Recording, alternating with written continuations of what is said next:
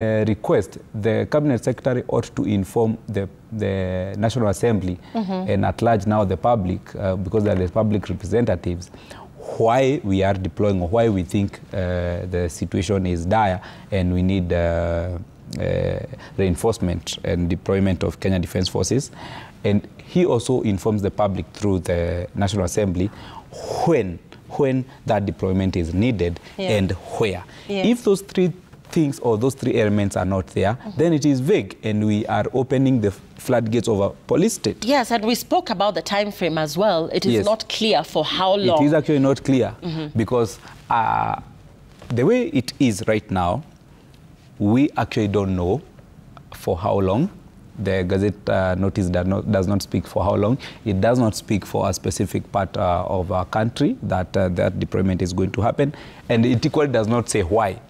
And therefore, we are all left to assume and to guess and make guesswork. But remember, security apparatus cannot work with guesswork.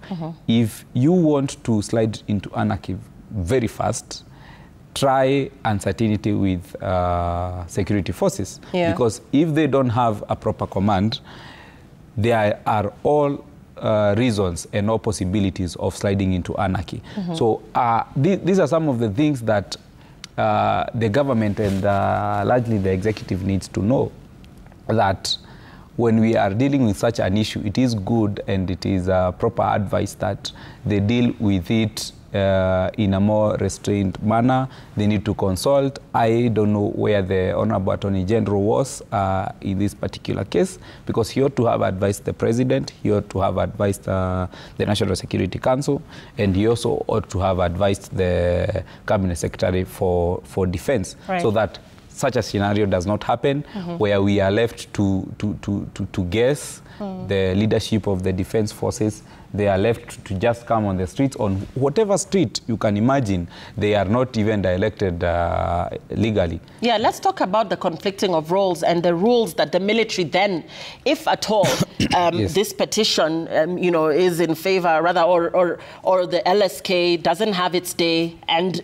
the KDF is in fact deployed in terms of it assisting the National Police Service. In terms of, you know, the rules that they must adhere to, we're talking about conflicting of roles and what the police can do and what the military cannot do. We're talking about, for instance, arrests. If a military officer arrests a civilian, should they then hand them over to the police? How then to avoid a situation where there will be conflicting roles, and whether they have a set of rules that they, or guidelines that they, you know, now will be, you know, called upon to adhere to if they are in fact deployed? Those are some of the issues that the Cabinet Secretary did not address himself to, because he never asked himself, when I said the troops, or when we deploy the troops into the streets, who is going to take charge? Is it the National Police? Is it the Defense Forces? And because the Kenya Defense Forces do not have holding cells, they do not have police stations. I mean, they do not have stations where they can keep civilians. They cannot prosecute civilians. So are they going to make arrests? And when they arrest, are they going to take people to prison? Where are they going to take people to? Are they going to take them to court tomorrow? Are they going to take them to police stations or hand them over to the National Police Service? So these are some of the questions that ought to have been answered. And the reason we are in this quagmire, and I will say maybe in the upcoming time, is lack of consultation, and I think, for lack of a better word, lack of competence. Because that